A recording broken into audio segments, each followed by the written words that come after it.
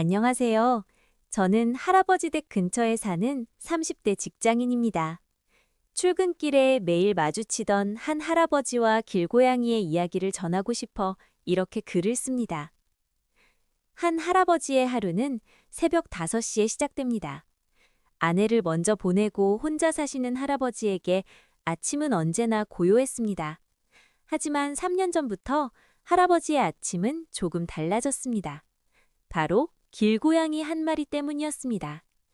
처음 그 고양이를 본 건 추운 겨울날이었습니다. 쓰레기통을 뒤지고 있는 삼색 고양이를 보며 할아버지는 그냥 지나칠 수가 없었습니다. 할아버지는 집으로 올라가 참치캔을 가져다 골목에 놓아주었습니다. 고양이는 경계하면서도 배가 고팠는지 조금씩 다가와 밥을 먹었습니다. 그 다음 날도 고양이는 같은 자리에 나타났습니다. 할아버지는 매일 아침 밥을 챙겨주기 시작했습니다. 참치캔, 고등어, 닭가슴살. 할아버지의 냉장고에는 어느새 고양이 밥이 사람 밥보다 많아졌습니다. 고양이는 시간이 지나면서 할아버지를 믿기 시작했습니다. 밥을 줄 때면 꼬리를 흔들고 할아버지 다리에 몸을 비비기고 했습니다. 할아버지는 그 고양이에게 복순이라는 이름을 지어주었습니다. 할아버지는 매일 아침 복순이와 이야기를 나눴습니다. 3년이란 시간이 흘렀습니다. 동네 사람들은 매일 아침 밥 주는 할아버지와 그걸 기다리는 고양이를 보며 미소 지었습니다. 그런데 어느 날 할아버지가 갑작스러운 심장 통증으로 쓰러지셨습니다. 다행히 이웃 주민이 발견해 병원으로 옮겨졌지만 입원을 해야 하는 상황이었습니다. 병원에 누워있는 일주일 동안 할아버지는 복순이 생각뿐이었습니다.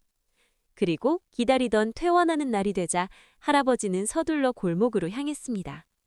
그런데 그곳에서 할아버지가 본 광경은 평생 잊지 못할 장면이었습니다.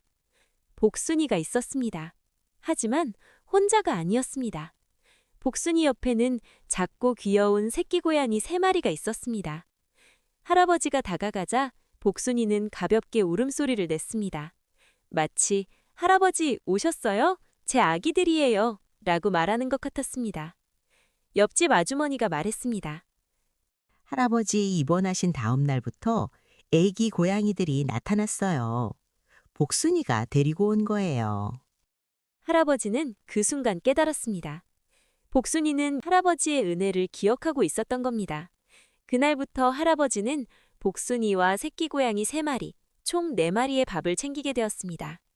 하지만 할아버지는 전혀 힘들어하지 않았습니다. 오히려 더 행복해 보였습니다.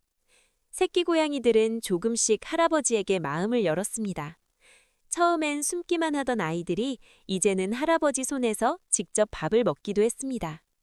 어느 날 저녁, 할아버지는 골목에 앉아 생각했습니다.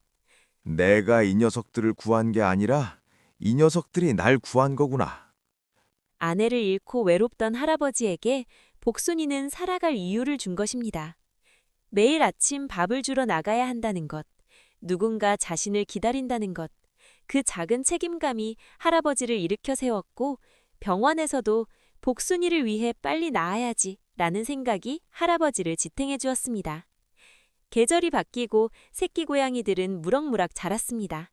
하지만 여전히 4마리는 매일 아침 할아버지를 기다렸습니다. 비가 오나 눈이 오나 그 자리를 지켰습니다. 할아버지는 고양이들의 머리를 쓰다듬으며 말합니다. 은혜를 아는 건 사람이나 동물이나 똑같아. 사랑을 주면 사랑으로 돌아오는 거지. 지금도 그 골목에선 매일 아침 똑같은 광경이 펼쳐집니다. 할아버지가 고양이 4마리에게 밥을 주는 모습, 그리고 그 고양이들이 할아버지 주변을 맴도는 모습. 복순이는 때때로 할아버지의 손을 살짝 핥히듯 만지곤 합니다. 아프지 않게 아주 조심스럽게. 그건 복순이 나름의 고맙다는 인사였습니다. 할아버지는 그 작은 손길에 미소 지으며 말합니다. 복순아, 천만에. 할아버지가 더 고맙지. 너희들 덕분에 할아버지가 외롭지 않으니까.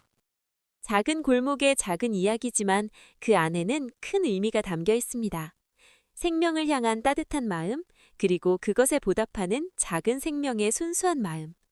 오늘도 할아버지는 새벽같이 일어나 밥을 준비합니다. 복순이와 세 마리의 아이들이 기다리고 있을 테니까요.